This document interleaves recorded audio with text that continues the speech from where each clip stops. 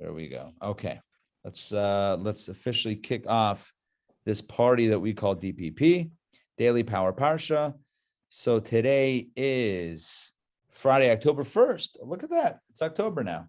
Unbelievable. Who would have thought? It's Friday, October 1st, aka the 25th day of Tishrei, 5782, 2021.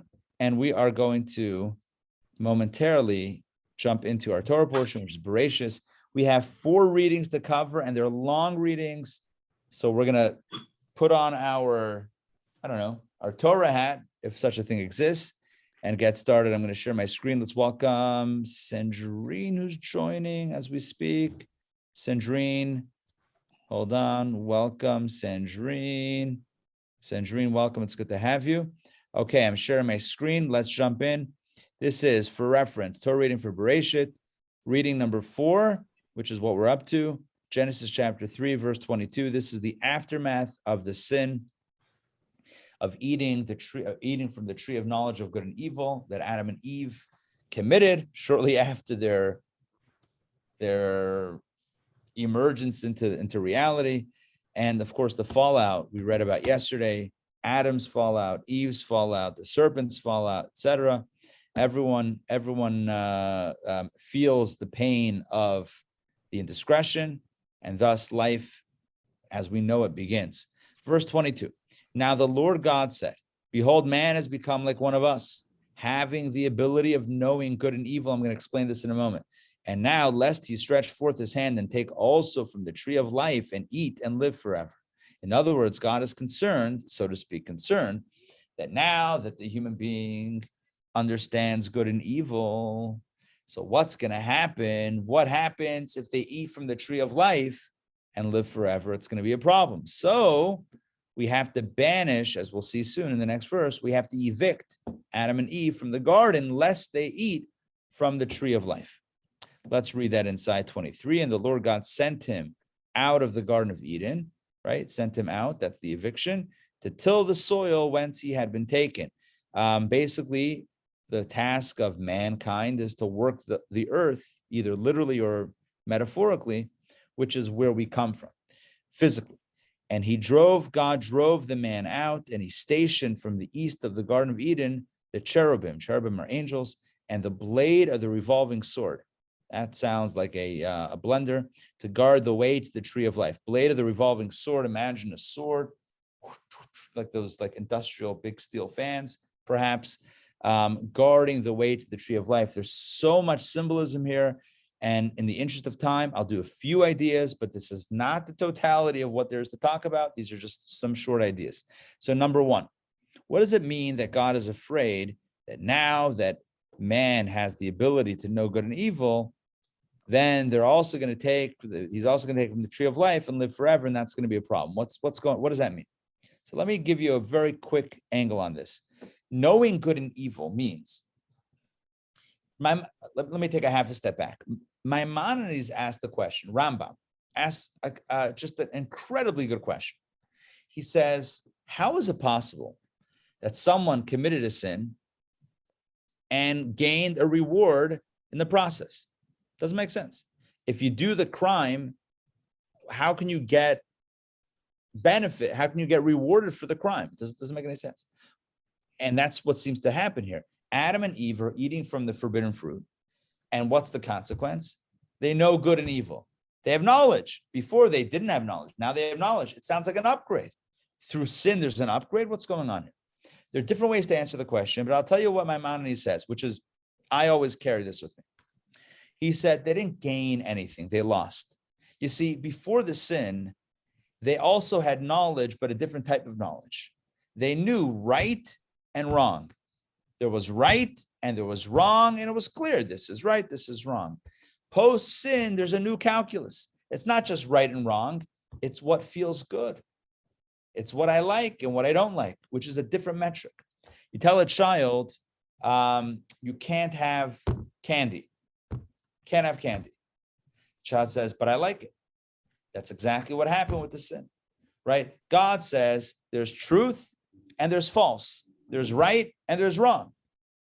And then Adam and Eve said, sure, but I want to slice the world in a different way. not right, wrong, but good, tasty, not tasty, which is a subjective experience. Does that make sense what I'm saying? So instead of defining it by right and wrong, objectively, now there's a subjective definition of what I like or what I don't like. That's not an upgrade, that's a downgrade. That's moving further away from absolute truth and more into ourselves. So what God is saying in verse 22, essentially, according to this understanding is, well, now that the human being is not governed by objective truth, but rather by subjective taste, well, if they live forever, they could forever be tasting the forbidden fruits subjectively that they think is good. So therefore, we have to introduce death into the world and have to make sure that Adam and Eve don't eat from this tree of life and live forever, because there cannot be eternality to an element that had to a reality that has an admixture of negativity. As long as there's purity and innocence, that could be eternal. Once you mix in some sort of sense of self and ego and a taste for the forbidden, you don't want that to live eternally, because that means that evil will have eternal existence, and that doesn't fly. So there has to be, so mortality is a direct result of mixing in this new calculus into the fabric of existence. Donna. I was under the impression that it was all good before they had the tree of life. They had no knowledge of anything not good. And then the other thing is just, so what about righteous people, tzaddiks? Is it because they have the animal soul, even though it doesn't expose itself, that they can't live forever? Good. Excellent question. Excellent question. So let me address each one one at a time. Number one, before the sin, Adam and Eve didn't have firsthand knowledge of evil, but they knew based on what God told them, this is right and this is wrong. In other words, this is kosher, this is not kosher. This is what God wants, this is what God doesn't want, right? This tree is good, this tree is not good. Sorry, I don't want to use the word good, because good's the new metric. This is permissible. This is not permissible. So that's how you divide the world. It's like you slice the world like this way, and then they ended up slicing it the other way. Doesn't matter which way, right? But it's like a different cut. I'm not looking at it through God's lens of right, wrong. I'm looking at it through my lens of good, not good. And good, not good is my own subjective definition now. It's no longer God's. Like desire. Right. They brought in desire. The sin itself, it's not about the fruit. The sin itself introduced the idea, this is what I like. This is what I want. This is what I think is good. Not what God thinks is right, but what I think is good. And that's a completely different scale of measurement. And that begins the corruption of the human being, so to speak, that must therefore come with mortality. Now, your question is, what about a tzaddik who's perfect, who doesn't have, we would say, an active animal soul? So then why mortality for the tzaddik? The answer is, even a perfect tzaddik still has a body, and the body itself has an admixture of good and the opposite of good. In other words, every physical entity has this mixture of a trace of evil. Since the sin of Adam and Eve, the serpent no longer is external, it's internal. There's always this somewhat even subtle mixture of negativity, thus that needs to be purged, which happens through death. So in the resurrection of the dead, which we're all experts in because we took that course, right, a few months ago, resurrection of the dead, the body comes back, but this time in purity and without the negativity. So that's kind of the distinction over there. Ray, jump in. So let me ask you, before they ate from anything, were we not supposed to live forever in the Garden of Eden, or was that not ever? Yeah. It was supposed to be eternal life. And so the reason why that was canceled, eternal life was canceled, is because there was this mixture now of evil, and that would give evil eternality as well. And God does not want that, or God does not allow that to happen. So once evil gets mixed in, it's not kosher anymore. Then it can't live forever. Sarah. Sorry, I was trying to mute there. So I think I remember you said it a while ago. It was confusion. It created like confusion within us. Is that? Yeah. It created, in the language of Kabbalah, it created like a bilbul, like a mixture now of good and not good, and what I like, what I don't like, and it is confusing. Yeah, that is an accurate way of saying it. There's a lot of confusion now. So I kind of know what God wants, but I also know what I like, and they're not the same all the time. And now there's this conflict, this inner conflict. And what it comes down to is that this conflict cannot be allowed to exist eternally, because the ultimate eternal end is holiness, and not this complicated mixture of holy, unholy, good, bad, I like, I don't like type confusion. So that's that's one way to characterize it. Now, if we look at the verses here, still in this section that we just read, the end of chapter 3, so we see that God drives mankind out of the garden and then puts the blade of the revolving sword to guard the way to the tree of life. I want to switch gears a little bit and give you a bit of a different take on the tree of life. Tree of life is also a euphemism for Torah. Torah is Eitz Chaim Hi, is the tree of life for all those who hold on to it, and that's a reference to Torah. So the tree of life is the ultimate path of life. It's Torah, as we said today, the year of the Torah, as I'm coining it. So the blade of the revolving sword is almost like, again, we have to move gears to a different, a non-literal understanding of this, that sometimes the path to Torah study is paved in challenge. Sometimes it seems like there's a blade of the revolving sword that prevents us, stands between us and what our destiny is, Torah study, doing a mitzvah, etc. And we have to figure out a way to get past that blade, to get past that distraction and sometimes obstruction to get to the truth. The reality is that doing the right thing sometimes comes easy, but most often does not come easy. Most of the time, to do the right thing requires a lot of effort, a lot of perseverance. And a person might say, look, God, if this is what you want me to do, then why aren't you making it easier for me? Why are you making it harder for me? Why did you put the blade of the revolving sword in my way? If you really wanted me to go there, you would have paved it in gold. What's with the sword? No one was promised an easy life. No one, we know the fallout of this was not to have an easy life. No one's guaranteed an easy life, even when it's something meaningful. So, lest we think that if I'm doing the right thing, it will come easy, the Torah reminds us, even the tree of life is guarded by the blade of the revolving sword. Not that we shouldn't get there, but that our getting there will require our true and fierce desire to get there. It will require commitment, perseverance, and an inner strength to get to that destination. All right, let's move on to chapter 4. Let's continue with basically what I would call the family tree, the generations. Now, the man knew his wife Eve, and of course, knew is a euphemism for intimacy. The man knew his wife Eve, and she conceived and bore Cain. And she said, I have acquired Cain, I've acquired a man with the Lord. And she continued to bear his brother Abel. That's son number 2. And Abel was a shepherd of flocks, and Cain was a tiller of the soil. This will become very important. Abel was a shepherd of flocks, Cain, a tiller of the soil. One was a shepherd and one was a farmer. Now it came to pass at the end of days that Cain, not that end of days, but after a little while, that Cain, in other words, we're fast forwarding a little bit here, that Cain brought of the fruit of the soil an offering to the Lord. So basically, Cain brought some of what he created through his work, right? Some of the fruit of the soil. He was a farmer. He brought it as an offering to God. And Abel, he too brought of the firstborn of his flocks and of their fattest.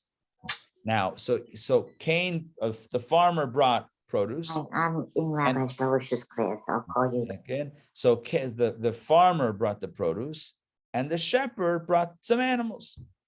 The difference is that by Cain, it says he brought of the fruit. Doesn't specify what type of the fruit. Whereas Abel, the firstborn, the fattest, he brought the best. So one guy brought a token and the other guy really gave a gift. You know the story about the chicken and the pig and the chicken? You know about this? The story? One of my favorite stories. I haven't told it in years. So this is If you know my material, this is somewhat of the, well, it's like old school fresh. It's like a combo. It's like retro, but it's so retro, it feels new. There was once a chicken and a pig that were walking down the road. And there was a breakfast place that advertised bacon and eggs. Wow, look at that. The chicken turns to the pig and says, look, we're popular. Everyone loves us. They're serving at the restaurant bacon and eggs. Isn't that great? Doesn't that make you feel good? And the pig says to the chicken, are you kidding me? It makes me feel good. Are you kidding me? For you, it's a donation. For me, it's a commitment. And that's what it comes down to, right? Donation or commitment. Are you donating the egg? Or are you committing the bacon? I'm not advocating, by the way, things that are not kosher. It's just a joke. But the point, thank you, Sarah. The point is about donation or a commitment. So Cain brought of the fruit, but Abel gave the firstborn, the fattest, he gave the best. So what happens? Middle of verse 4, and the Lord turned to Abel and to his offering. So which one did God like? The commitment. But to Cain and to his offering, he did not turn. And it annoyed Cain exceedingly, and his countenance fell. Let me give you different definitions here. He was angry and depressed. Psychologically makes sense, right? When somebody you believe does you wrong, you get angry and then you get depressed. So anger, how dare you? Depressed, no one likes me. These are the two emotional reactions that Cain is struggling with. And God, the first psychological counseling, first counseling session in the Torah, the Lord said to Cain, why are you annoyed? Why are you angry? And why is your countenance fallen? Why are you sad? Is it not so that if you improve, it will be forgiven you? If you do not improve, however, at the entrance, sin is lying, and to you it is longing, but you can rule over it. God basically says to Cain, don't be angry, and don't be angry, and don't have self-pity. Stop it. If you want a different outcome, make a different choice. Create a different reality. You want your offering to be received? Don't blame anyone else. Don't wallow in self-pity. Just give a better offering. That's it. The power is in your hands. Now, this is, to me, one of the most powerful life lessons that we all are constantly needing to learn and relearn, because it's not a one-time thing. Oh yeah, I learned this once, set. Life is a little bit more complicated than that. It's an ongoing process to remind ourselves, instead of pointing fingers and blaming someone else for all the stuff that we don't like in our lives, right? This one's fault, that one's fault. The Torah reminds us, all we need to do in this moment is make a good decision, is make a good choice, and live the best life that we can live, the most noble life that we can live. God says to Cain, you're unhappy, your brother brought something better than you, you don't like the competition. Don't look at anyone else. Just give the best you can. That's it. Nothing else is required. You make the choice that you need to make. Well, didn't work. And here we have another lesson. And that is, it could be the best counselor in the world, the best therapist in the world, God. Can't fix someone else for them. They have to choose to fix themselves. They have to choose to make a different choice. And in this case, Cain did not. So here we go. Verse 8, and Cain spoke to Abel, his brother. In other words, he entered him in conversation as a premeditated way of getting him out into the field. And it came to pass when they were in the field that Cain rose up against Abel, his brother, and slew him. And the Lord said to Cain, okay, so he killed him. First murder in history. Fratricide, I believe they call it, killing his own brother. And the Lord said to Cain, the murderer, where's Abel, your brother? Right? Like God said to Adam, where are you? I can't see you. And Adam was hiding. Of course he can. God knows, of course, what happened. Where's Abel? And Cain said, I do not know. Famous words. Am I my brother's keeper? Again, talk about not taking responsibility, right? Remember, that's the theme, right? Adam points fingers, Eve points fingers, Cain now points fingers, says, you're asking me? I'm responsible for this guy. He's living his own life. Meanwhile, he knows exactly where he is. He killed him. And he said, God said, what have you done? Hark, your brother's blood cries out to me from the earth. And now, says God to Cain, you are cursed even more than the ground, which opened its mouth to take your brother's blood from your hand. The earth, which concealed your murder, right? On some level, that earth is cursed, on some level. But you are even more cursed than the ground. When you till the soil, now this is going to be an even worse curse than what God told Abraham about the earth, that he's going to have to work the earth. It's going to, for Cain, it's going to be worse. When you till the soil, it will not continue to give its strength to you. You shall be a wanderer and an exile in the land. The land is not going to house you and make you comfortable. You will always feel unsettled. And Cain said to the Lord, is my iniquity too great to bear? In other words, you're giving me too much of a punishment. You're killing me. Behold, you have driven me today off the face of the earth. You're destining me to be a wanderer. That's it. And I shall be hidden from before you, and I will be a wanderer and an exile in the land. And it will be that whoever finds me will kill me. So his plea to God is, he's now kind of taking responsibility, but really saying the punishment is too big. It's too harsh of a punishment. And God backs off a little bit. And the Lord said to Cain, therefore, if you're worried about retribution, therefore, whoever kills Cain, vengeance will be brought upon him sevenfold. In other words, I promise you that I forbid anyone from harming you, and anyone who does, they're going to get punished severely.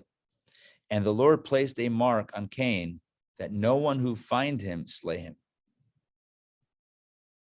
Some say that God inscribed his name in his forehead. Whatever it was, some sort of inscription, some sort of mark on Cain that told everyone, hands off. And Cain went forth from before the Lord, and he dwelt in the land of the wanderers to the east of Eden.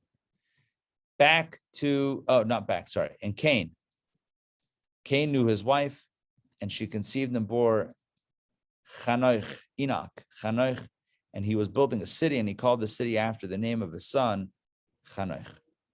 He would be Cain. Cain was building a city. So Cain not only gave birth to a child named Enoch or Chanoch, but he also called the city that he built the same name. And who was Enoch's child? Irad. Irad was born to Enoch, and Irad begat Mechuyael, and Mechuyael begat Mesushael, and Mesushael begat Lamech. So we have all these generations, post Adam, post Cain. So again, if you want to know the generations, Adam, Cain, Enoch, Irad, Mechuyael, Mesushael, and Lamech. Those are 7 generations. Lamech is 7th generation from Adam. Let's continue reading number 5. And Lamech took himself 2 wives. Lamech now 7 generations in. He took 2 wives. One was named Ada, and the other was named Tzila. Now Ada bore Yaval. Who was Yaval? He was the father of those who dwell in tents and have cattle. He was the father of nomadic cattle rearing. He was the first one who was a nomad raising cattle. And his brother's name was Yuval. We have Yaval and Yuval. So Yaval was the nomadic cattle rearer, and Yuval, he was the father of all who grasped a lyre and a flute. So he was a musician, and he was the creator of musical instruments. And Sila, so that's all the sons of Lamech, again, 7 generations from Adam, Lamech's wife Ada. What about Sila? He had another wife, Sila. And Sila, she too bore him Tubal Cain, who sharpened all tools and that cut copper and iron. And Tubal Cain's sister was Naamah. By the way, Naamah is very important because Naamah, I believe, was the wife of Noah, of Noah's Ark. Now you know where she comes from. Now, let's get back to these characters in this reading. Short reading, but a lot of characters. You have one guy who's the father of nomadic cattle rearing. You have the other guy who's a musician. And you have another guy who sharpens tools that cut copper and iron. And our sages tell us, the commentators explain, I'm not going to show you Rashi, but it's in Rashi and others. Rashi says that all of these were considered to be advancements, societal, technological, right? Sociological advancements. The idea of cattle rearing, nomadic cattle rearing was benefit, moving around, not just having the cattle in one place, but moving around, taking them out, exploring. It's good for them. It's good for the fields. Innovation. You have the musician, great, innovative music. The guy who made metal implements, innovation. The problem was, what did they use it for? We know our tradition tells us that they used all these things for a negative purpose. The cattle that they raised, they used it for idol worship. The music that they created, again, they used it in the context of idol worship. And the tools that they made, the sharp implements of metal, they used as weapons to hurt each other. Idolatry, and murder. Raising cattle for idolatry, playing music for idolatry, sharpening tools for murder. This is where humanity devolved. We can look at our society in the same way, right? We have all these wonderful advancements. The question is, what are we using them for? Are we using them for good or for the opposite of good? Are we using technology to advance society? When I say advance, to advance love and humanity and peace on earth and spirituality and higher purpose? Or do we use it for the lowest common denominator, for terrible things? What do we use technology for? What do we use? I'm sure I don't have to go into details. What do we use technology for? For good or for the opposite? This is a question that we're reminded of as we read the story of society advancing in those days. And we know what our sages say, that they used those advancements, which are really neutral. It's just music. But what do you use it for? For good or for the opposite?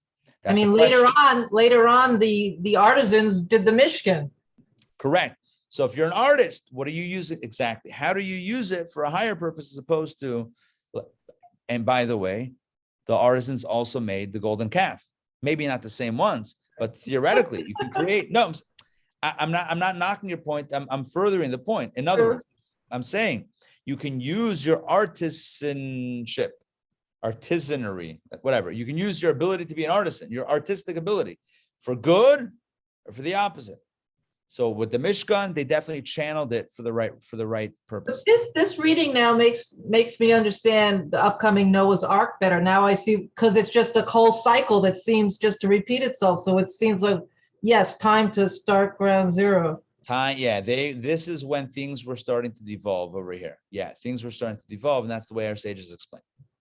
Now let's continue. Very interesting reading. There's a lot of names in this one, but we're gonna power through it. Now, Lamech, who was generation number 7, said to his wives, Ada and Sila, hearken to my voice. Wives of Lamech, incline your ears to my words. Very poetic husband.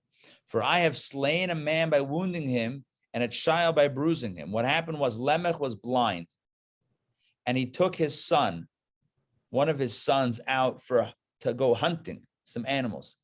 And instead of shooting the animal, he shot his son, and I think his son, I don't know, he killed somebody. And then somebody told him, you shot a guy instead of the animal. And he clapped his hands and said, oh no, what did I do? And the person was standing right there, and he killed the second person who told him the news by bruising him. So one guy by wounding him with the bow and arrow, and the other guy by bruising him with the clap of his hands. This is what Rashi says. Lamech was blind, and Tubal Cain was leading him. He spotted Cain. Oh, I'm sorry, he killed Cain, his great-great-great-great-grandfather. He spotted Cain, who appeared to him as an animal, and he killed him. As soon as he learned this was his grandfather Cain, he clapped his hands together in anguish and clapped his son between them and killed him. So he killed his great-great-grandfather and his son at the same hunting expedition.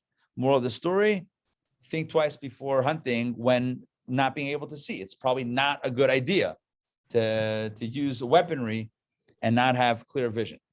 Anyway, the bottom line here is that Lamech now killed Cain, the original Cain who killed his brother Abel, who was wandering for whatever it was. So now 7 generations in, Lamech kills him by accident hunting and kills his own son Tuvah Cain, who was the guy that sharpened the metal implements, ironically enough, probably like the bow and arrow themselves. He kills him in this horrific accident. So he asks for his brother, he asks his wives to forgive him because they said, we don't want to have anything to do with this guy. Our husband is, look at this guy. He just killed 2 people today. So he said, my apologies. It was an accident. And he said like this, 24, if Cain shall be avenged 7-fold, in other words, if it took 7 generations for Cain to be brought to justice because he only died 7 generations in, then for Lamech himself, it shall be 77-fold. In other words, he killed his brother. It was premeditated murder, and it took 7 generations for justice to be served. I was an accident on both fronts, so I should be at least kicked down. Justice should be held off for 77 generations. All right, that's the end of that story. Very interesting story, and more elements of meaning, but we'll save it for right now. And Adam knew his wife again. Back to Adam and Eve. Adam knew his wife again, and she bore a son, and she named him Seth or Shase. For God has given me other seed instead of Abel, for Cain slew him. This was a 3rd son. And he said, kind of, not that it replaces Abel, but Abel's no longer with us. We have at least now another son, Shase, Seth. And to Seth, also to him a son was born, and he named him Enosh. Then it became common to call by the name of the Lord, and that means that's when idolatry really took off.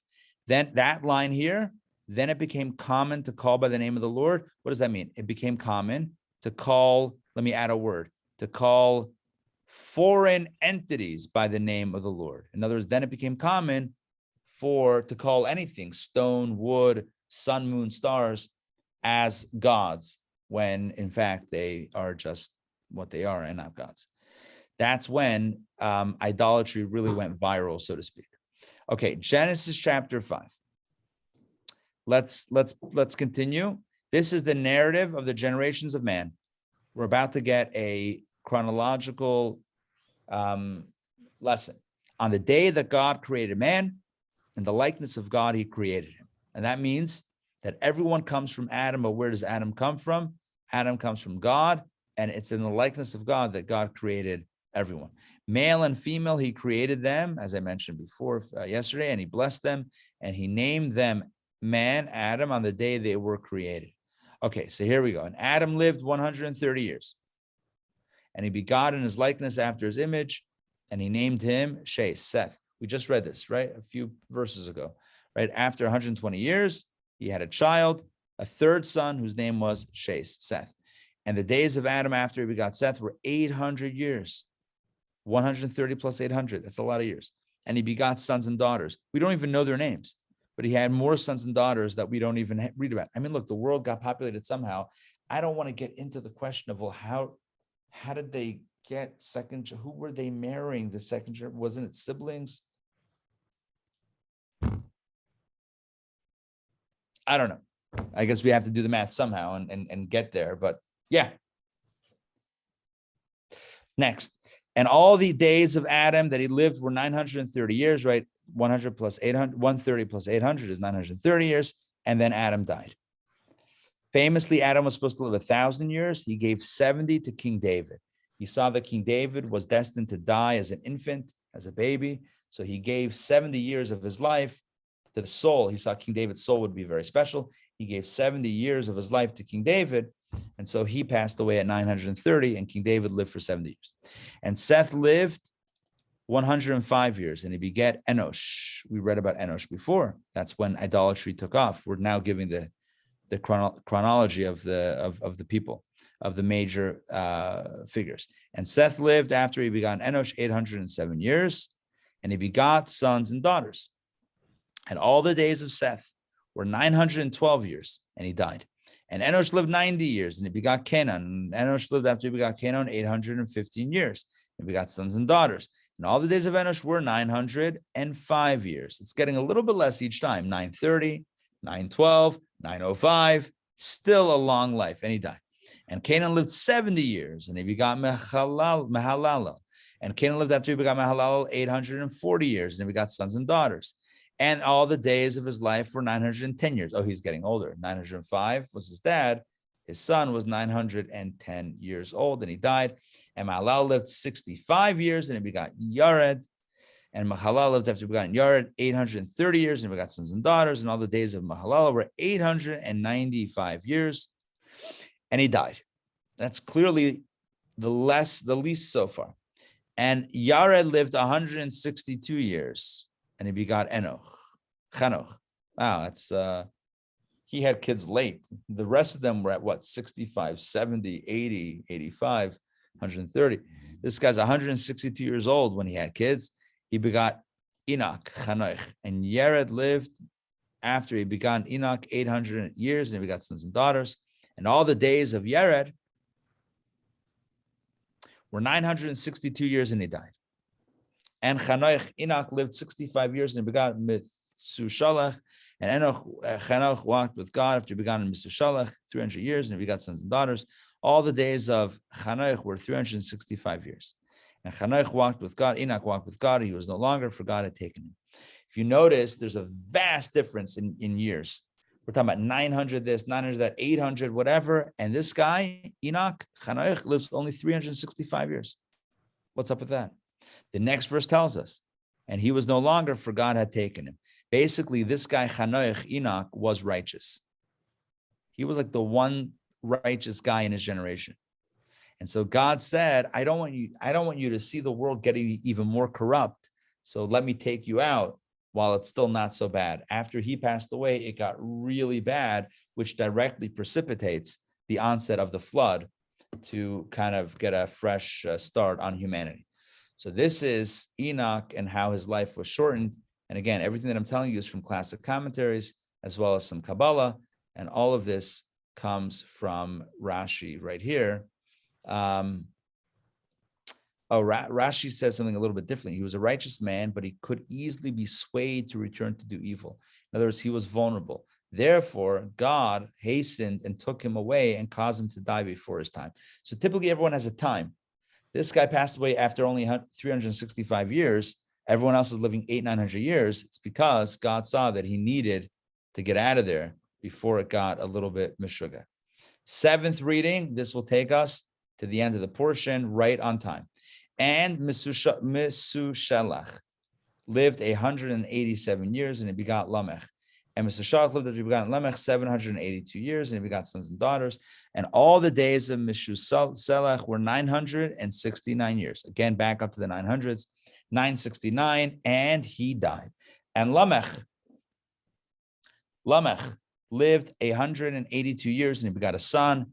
And by the way, there's a lot of Lamechs and Lemechs. If you're wondering why names are repeating themselves, it's like, in our times, we name after grandparents and great-grandparents and family names. So some of these names are being recycled for the second time. So Lamech lived 182 years, and he begot a son. This son is going to be very important. And he named him Noah, like in Noah's Ark, Noach, saying, this one will give us rest. Noach is rest, like menucha, rest from our work and from the toil of our hands from the ground, which the Lord has cursed. Noach, it says, built farming tools.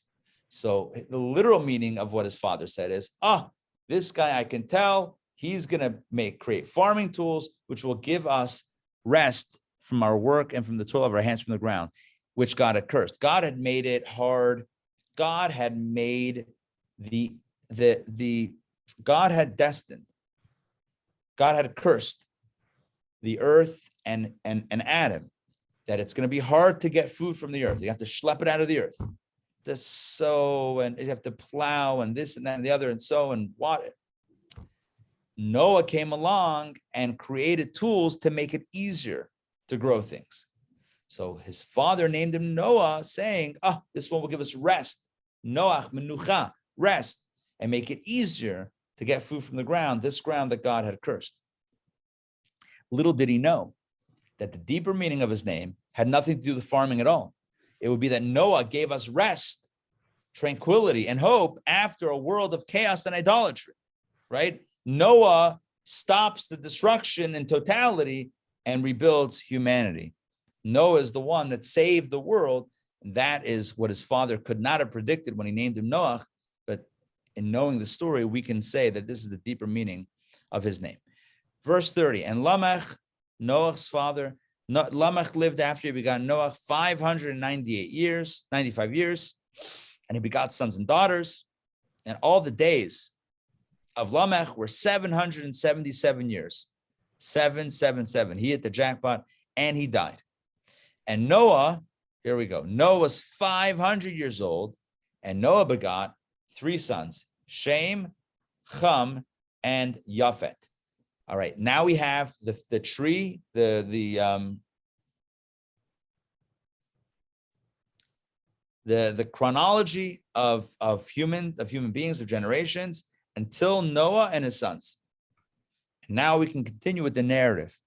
Now that we've got the technical details in, back to the story. Genesis chapter 6. And it came to pass, when man commenced to multiply upon the face of the earth, and daughters were born to them, that the sons of the nobles saw the daughters of man when they were beautifying themselves, and they took for themselves wives from whomever they chose. That means there was acts of immorality, taking women that were not supposed to be taken, married women, betrothed women, etc. There was rampant abuse and immorality that occurred. And the Lord said, let my spirit not quarrel forever concerning man, because he is also flesh, and his days shall be 120 years. God said, you know what? I'm getting the opposite of nachas from people. I'm getting Soros. Thank you. Right? I'm getting tsuris from my kids. So you know what? Maybe they have too much time on their hands. So let's cut the max age limit of human beings to 120 years. Maybe with less time, they'll stay out of trouble. They'll focus on the important things and not have extra time. But it gets worse. The Nephilim, according to our tradition, were fallen angels. The Nephilim were it's a complicated story. The angels, these 2 angels said, send us down, we'll clean up earth. People can't take care of it. We're angels, we can take care of it. God sent them down, and they were the worst. They fell. The higher you are, the lower you fall. The Nephilim literally means the fallen ones. They were the worst. The Nephilim were on the earth in those days, and also afterward, when the sons of the nobles would come to the daughters of man, and they would bear for them, they are the mighty men who were of old, the men of renown. These Nephilim were giants, literally and figuratively, but they were bad. They were bad news. And the Lord saw that the evil of man was great in the earth, and every imagination of his heart was only evil all the time. God saw the nature. It's not about number of years. It's not about quantity. It's quality. The actual nature of the human being had become corrupted beyond what could be easily fixed. Sometimes you can just reset your computer. Sometimes, maybe I'm using the wrong analogy, whatever, maybe the flood was a reset. I don't know. Sometimes you can, let's say it this way. Sometimes you can restart your computer and that fixes it. Sometimes you have to wipe the hard drive and start again. And that's actually, I think, a pretty decent analogy over here. God said, I try to do some tweaks, cut the limit of lifespan, cut the lifespan down a lot, send down some angels to help. I'm trying tweaks, reboot the computer. It's not working. God saw that embedded. There's a virus, something's corrupted in the hard drive. You gotta, or whatever, in the soft, you gotta clean out the whole thing. And the Lord regretted that he had made man upon the earth. It was going on so well until human beings hit. I had to push the envelope. I should have stopped with the elephants. And he became grieved in his heart. Obviously, God's regret is not our regret. God's grief is not our grief. It's a bit different. It's more metaphorical and anthropomorphic than literal. Nonetheless, this is the language the Torah uses. And the Lord says, I will blot out man, whom I created from upon the face of the earth, from man to cattle, to creeping thing, to the fowl of the heavens, for I regret that I have made them. Now, this is important. because it means that not only was the human being corrupt, but the human being's corruption also then infiltrated the rest of earth. Animals, creepy, crawly things, birds, the exception of fish. Fish underwater, they never got corrupted, but anything above ground had corruption as well, and they also needed a reset. That's why only 2 of each animal was saved, right? A few human beings were saved and 2 of each animal, because even the other animals had become corrupted. I can't explain exactly, scientifically how, but there was just a corruption that just was there. But Noah, of all of humanity, it was Noah who found favor in the eyes of the Lord, and that sets us up for next week. The great flood and how Noah saves the world, humanity, animals, etc., from utter destruction. So we end on a negative note. There's no other way to call it. It ends on a negative note. Well, the ending is actually a positive note. Noah provides hope. But the beginning of this week's Torah portion, which we started yesterday because of the holiday, beginning was great. Creation, promise, beauty, light, God saw it was good, all that great stuff. Then we had Adam and Eve's sin. We had the homicide, Cain killing Abel. Then we have idolatry. We have God regretting this whole thing that happened, this whole thing called creation. And it's challenging, but that's the way life is. There's no such thing as a clean and easy script. And honestly, if the script wasn't dramatic, who would want to read a script? Imagine, fellow gets up in the morning, has a breakfast, goes to work, catches all the green lights, goes to work, everything works out well, comes home, and has a great evening. Where's the story? Where's the story? Like, where's the drama? Not that that's why there's drama, to have a story, but the reality is that there was drama. Now there's a story. That's what we're learning. So what's the moral of our story? Like I said yesterday, there's 2 paths, 2 narratives, chapter 1, chapter 2. We can either choose to see ourselves in the image of God and see everyone else in the image of God and toe the line on that level, walk down the path that we're meant to walk down. Or we can think in materialistic terms. We can think in earth, ground-based terms, right? The hunter and the gatherer, as opposed to the spiritualist. We could think of today's session, I mentioned, we could think of technology and the blessings that we have, either on a higher level, chapter 1 of Genesis, so to speak. How can I use this implement for a higher purpose for God? Or earth, I can think of it on an earthly level. How can I use it to make more money? How can I use it to get ahead of someone else? How can I use it to become famous, to hurt someone else, God forbid? That's not kosher, but it's a choice that we have. We always have a choice. Are we going to use the gifts for good or for the opposite? And this year, the year of Torah, let us commit to, number 1, appreciating our blessings, recognizing, number 2, they come from God, and therefore, number 3, utilizing them for the purpose for which they were given to us, which is for a higher purpose. This means resources, literally resources, our gifts, our talents, our, the money that we have to use it for a good cause. This also means everything that we have.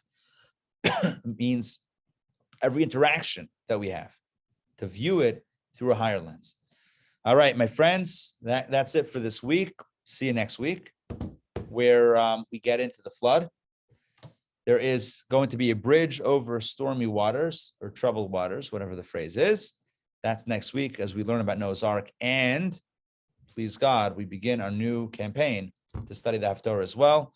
I'll get you more details on Monday, which day we'll dedicate to Haftorah. Maybe we'll do it Friday. Maybe Friday will be Haftorah day. We'll do like Monday, Tuesday, Wednesday, Thursday. We'll get through the Torah portion, and Friday will be the Haftorah. That might be the way to do it. But stay tuned as we finalize that first thing next week. All right. Good. Great to see everybody. Ray, Donna, Sarah, and Sandrine. I want to wish you guys a beautiful Shabbos, a meaningful Shabbos, a light-filled Shabbos, a Torah Shabbos, and a Simcha Shabbos. Celebration, happy occasions, only good things. Ray, I'm going to make it easier for you. Go, just hit the button to confirm. There you go. She's starting a new course on Monday. That's a really great question. Am I starting a new course? Section 2. Thursday. whatever, what's it called? The Talmud. No, the Curious Tales of the Talmud. That's part 2, right? We did one. Yes, yeah, that's gonna be Thursday. Good. Thanks for Okay. reminding me. So that's next Thursday. So a week from last night, October 7th, 8 p.m. on Zoom. So if you enjoyed part 1 of Curious Tales of the Talmud, and how could you have not enjoyed it? You'll love part 2. It's going to be a blast. More great stories, more great lessons. And that's starting next Thursday night, the 7th. Now, we also have upcoming Hot Topics, which is a new course starting on Mondays, not this coming Monday, but the following Monday. Hot Topics is all about modern dilemmas, Torah wisdom on modern dilemmas, technology, social debates and whatnot. It's going to get involved in lots of interesting topics. That's what we call it, Hot Topics, because literally we're covering hot topics. And the third course I want to mention, of course, is the JLI course, which is the one about outsmarting anti-Semitism, a phenomenal course. You want to join me for that. Trust me on this, beginning October 27th and 29th, Zoom and in person, whatever you prefer, the options will abound. What All about right. Monday in person? Is that happening for Parsha?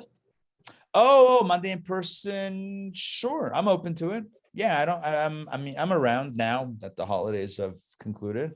I should be around. Give me a second. Just check to make sure that I am around.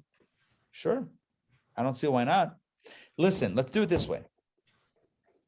I'll send out an email, please God. Let's say Sunday night or whatever it is, Sunday evening, maybe Sunday afternoon. And let me know if, I'll send that to the group and just respond if you want to come in person, and we'll see, we'll see if there's enough to, or whoever wants to show up anyway. I'm doing it anyway. So if you want to show up, certainly do it. Just let me know if you order food and we'll make an arrangement. But you'll do Zoom too, yes? Always. Yes. Okay. Absolutely. Absolutely. All right. Good. Donna, oh, sorry. I was gonna say you can finish yours. No. I was gonna wrap up, but go. I was gonna say Mazel Tov, Donna. Thank you so much. Thank you. I'll be thinking Yes. soon. It is very exciting. Mazel tov. Donna, Rabbi, mazel thank you. tov. Pleasure. Good, And good Shabbos. to continue growth and learning. All right. We'll see everybody. Amen. Talk to you soon. All right. Good Shabbos, everyone. Good Take care. Shabbos. All right.